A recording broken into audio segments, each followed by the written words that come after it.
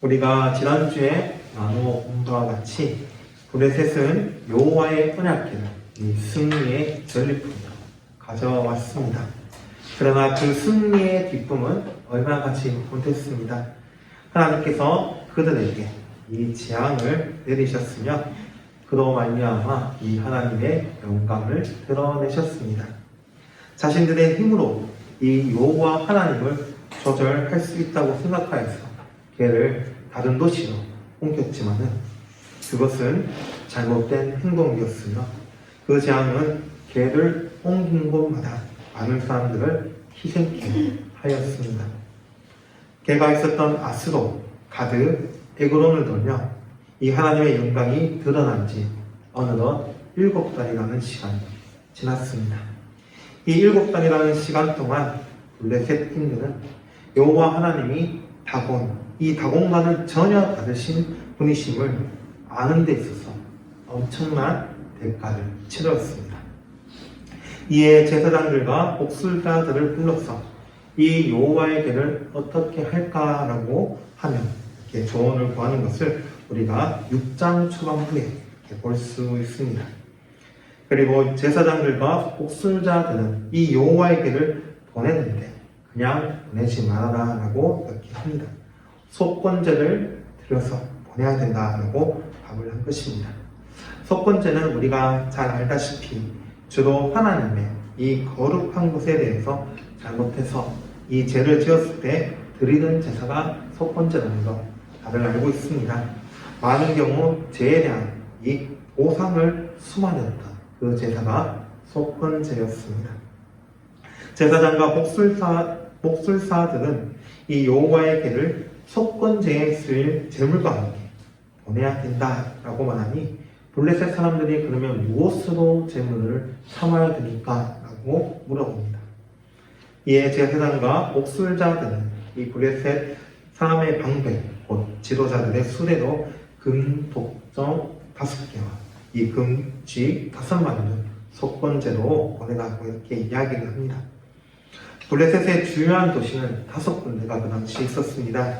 여호와의 궤가 있었던 아스도, 가드, 에그론을 포함하여서 가사, 아스글론까지 그 도시의 지도자들은 총 5명이었기에 금독조 5, 그리고 금지 5이라고 이렇게 이야기를 했습니다. 이렇게 블레셋은 그 재앙에서 벗어나기 위해서 금독조가 금지를 준비하였습니다. 여기에서 우리가 눈여겨보아야 될 단어가 있는데 바로 5절에 이 영화, 곧 영광이라는 단어입니다. 이 단어는 우리가 5장에서 살펴본 바와 같이 엄중하게 하다라는 동사와 같은 어원을 지니고 있습니다. 그래서 재앙을 통하여서 이 하나님의 영광이 드러났다라는 것 우리가 지난주에 나누어 보았습니다. 이 영광이라는 단어는 무겁게 하다라는 뜻을 가지고 있기에 지금 상황에서 봤을 때 하나님께서 독종과 또 지혜의 재앙을 받은 것은 이 블레셋이 무겁게 되었다는 것을 의미하는 바입니다. 이러한 블레셋은 자신들의 무거움을 가볍게 하기 위해서 금독조가 금지를 준비하여서 드리기 이렇게 보내는 것입니다. 그래서 그 재앙에서 가볍게 되어 자유롭게 되어지는, 그래서 하나님께서는 무거워지셔서 영광을 받으시기 원했던 것입니다. 그래서 저자는 이러한 대조적인 이 두 단어, 영광과 그 가볍다라는 그 두 단어를 사용하여서 지금 이 일들이 이 하나님의 영광을 드러내는 그 일이며 그러한 영광에 대한 반응을 해야 된다는 것을, 즉 블레셋이 하나님께 영광을 돌려야 된다는 것을 말하고 있는 것입니다. 그리고 성경에서는 이 독종 재앙만 나오지만 지금 쥐로 나온다는 것을 보았을 때 성경에는 기록되지 않았지만 블레셋에 이 쥐 재앙도 함께 있었음을 우리가 알게 됩니다. 이렇게 블레셋, 그들이 당한 이 재앙인 이 독종과 쥐의 형상을 이 속건제물로 보고 보내는 것은 곧 여호와 하나님께서 이 재앙을 내리셨음을 인정하는 것입니다. 이것을 제사장들과 옥수사들이 알려준 것입니다.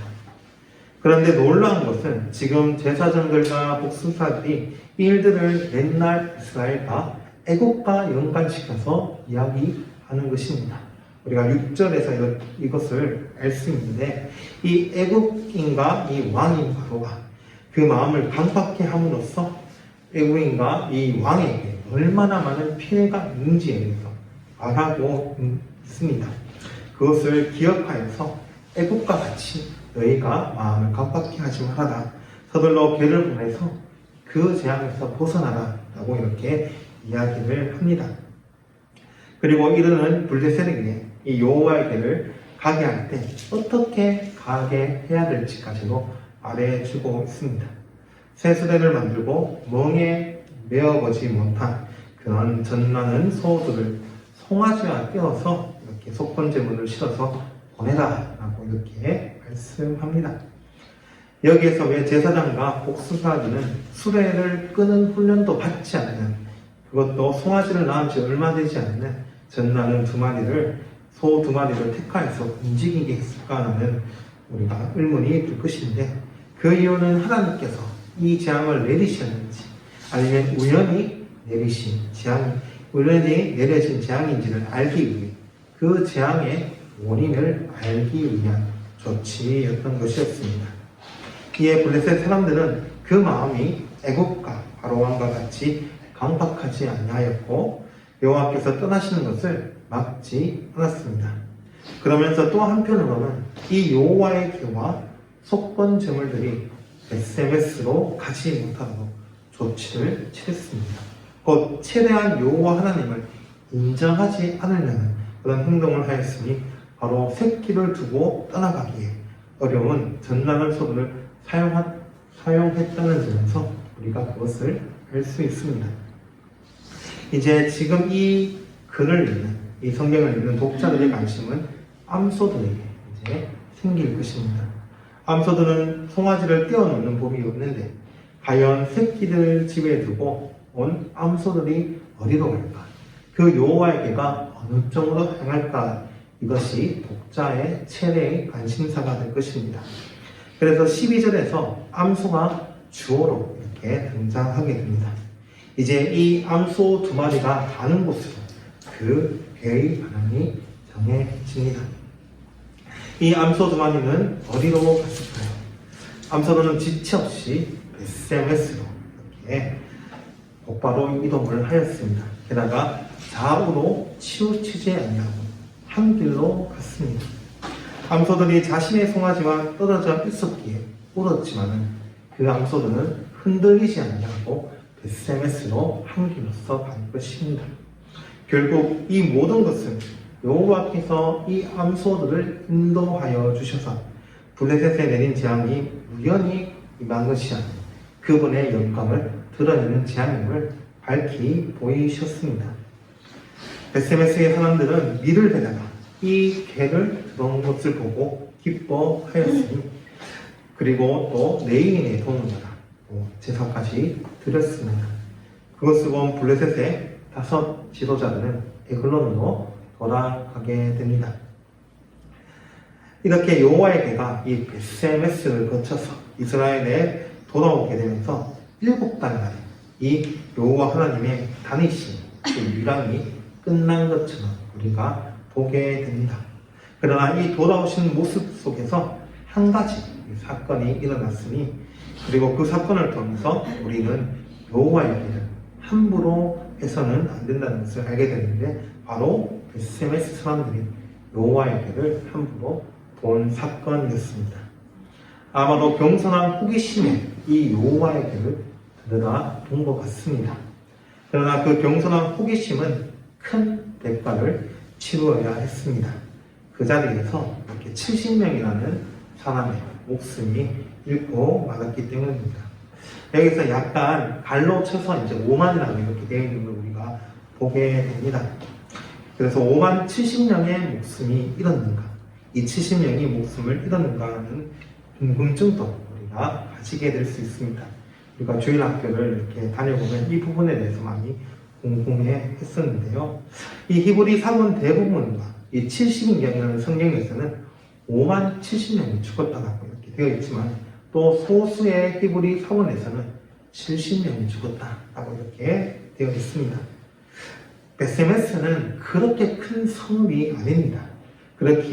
이렇게 많은 사람들이 살았을 가능성이 적어서 이 대다수의 학자들은 5만을 적은 것을 대해서 이 히브리 성경 본문의 필사 과정에서 가장 실수하기 쉬운 부분이 이 숫자에 대해서 실수를 했다라고 이렇게 보고 있습니다.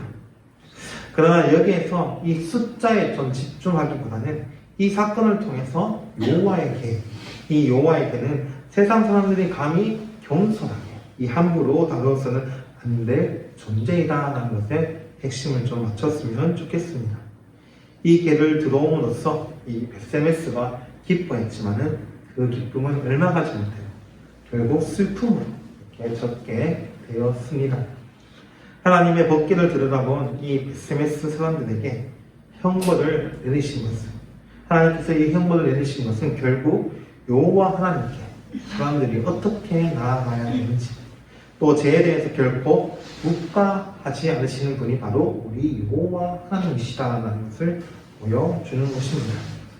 그렇게 베세메스 사람들이 이 거룩하신 하나님 앞에, 이 하나님 여호와 앞에 누가 감히 서리요, 이 개를 어디로 보내야 할까라고 한 것이 아닙니까? 세상과 구별된 이 거룩하신 하나님을 향해 경솔하게 함부로 나아갔기에 이 베세메스 사람들은 그렇게 이야기를 한 것입니다. 이러한 여호와의 거룩하심은 이미 한나의 그 노래에서 우리가 살펴본 바 있습니다.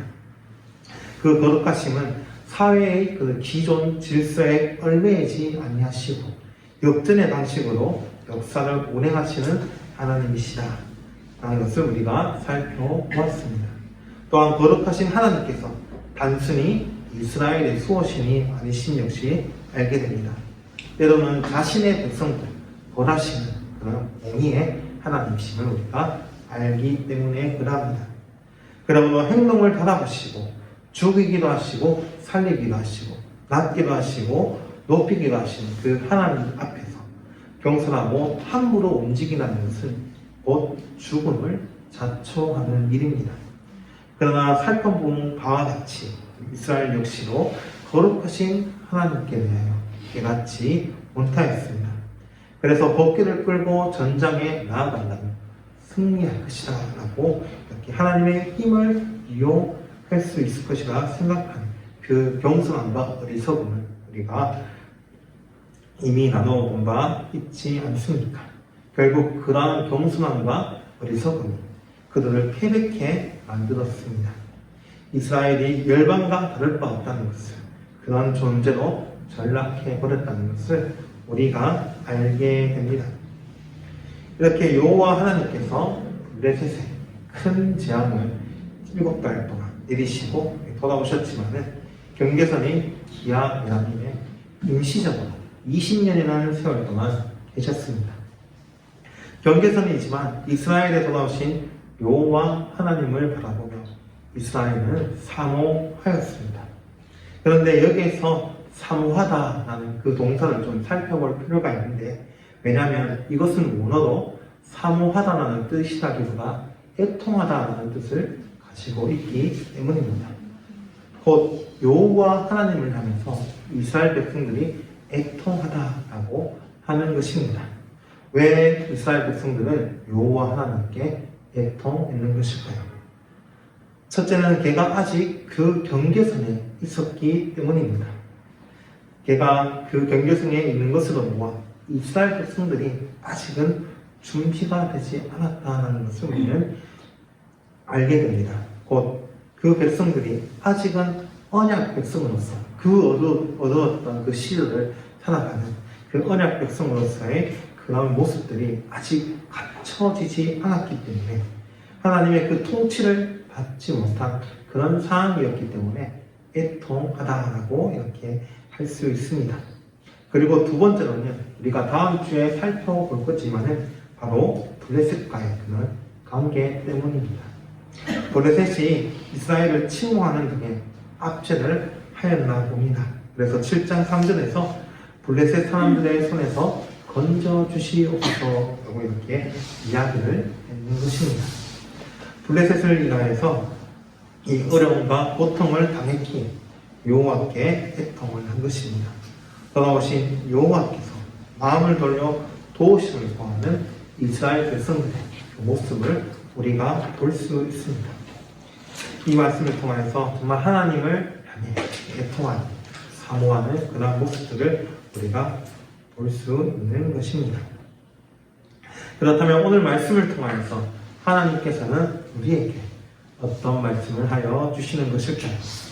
바로 영광의 하나님에 대한 우리의 태도가 어때해야 하는지 말씀하여 주십니다. 영광의 하나님을 인정하지 않을 때 나타나는 태도는 무엇일까요? 첫 번째는 바로 우연이라는 태도입니다. 오늘 말씀의 블레셋 사람들과 이 암소들을 보시기 바랍니다. 그들 자신들에게 일어난 일이 우연인지 아니면 하나님께서 하시는 일인지에 대해서 암소들을 통해서 시험을 하였습니다. 암소들은 울면서 좌우로 치우치지 않고 SMS로 한 길로서 나아갔습니다. 하나님께서는 암소들을 통하여서 재앙들이 제 자신이 했다는 것을 드러내셨습니다. 이것을 통하여서 우리는 블레셋에게 일어난 재앙, 심판이 우연히 일어난 일이 아님을 알게 됩니다. 그래서 블레셋을 통하여서 하나님께서는 자신에게 어떻게 나오는지에 대해서 말씀하여 주십니다. 그러한 영광이 결코 우연이 아님을 알려주시며 거기에 반드시 사람이 가능해야 함을 알려주십니다. 오늘 말씀에서는 재앙이라는 심판으로 그 자신의 영광을 나타내 보이셨습니다. 이러한 영광을 우연이라고 속단하지 말고 반드시 반응을 해야 합니다. 그렇다면 왜 사람들은 이 우연을 속단하는 것일까요? 그 이유는 바로 영광의 하나님을 인정하지 않기 때문입니다. 죄인은 하나님의 존재를 믿지 않고 거부하기 때문입니다. 하나님께서 계시지 아니하다고 하기에 우연이라고 이렇게 치부해 버리는 것입니다. 그렇게 성도는 이 우연이 일어난 일은 없다는 태도를 견지해야 합니다. 모든 것은 다 하나님의 섭리 가운데 있으며 심판도 그 섭리 안에 있음을 고백해야 합니다. 세상이 이것을 알지 못하기에 한낱 우연이라는 이름으로 외면을 하는 것이 아닙니까? 이것을 알고 믿을 때 곧 오늘 말씀과 같이 이 영광의 하나님을 향하여서 영광을 돌릴 때 비로소 그 심판에서 벗어날 수 있습니다. 다시 한번 블레셋을 보시기 바랍니다. 그런 이들이 5 복종과 5 금지로 여호와 하나님께 영광을 돌리고 그 심판에서 벗어나게 되었습니다. 이것을 통해 여호와 하나님께서는 세상을 심판하시지만 또한 죄인을 구원하시기 원하신다는 것을 알게 됩니다. 그리고 여기에서 우리가 떠올라야 되는 것이 한 가지 있습니다. 바로 여호와 하나님께서 드러내신 가장 큰 영광스러운 사건, 화목제물 대신 예수 그리스도의 십자가 죽음입니다. 애굽왕과 그 백성과 같이 강팍함이 있다면 우리는 결코 하나님 앞에 나아갈 수 없습니다. 하나님을 대적하고 인정하지 않고 그분의 말씀에 불순종하여 심판을 받을 것입니다. 성도의 신앙은 여기에서 시작이 됩니다. 자신이 완악한 존재라는 것, 강팍한 그 존재라는 것에서 시작이 된다는 것입니다. 그래서 자신 스스로는 아무것도 할 수 없습니다.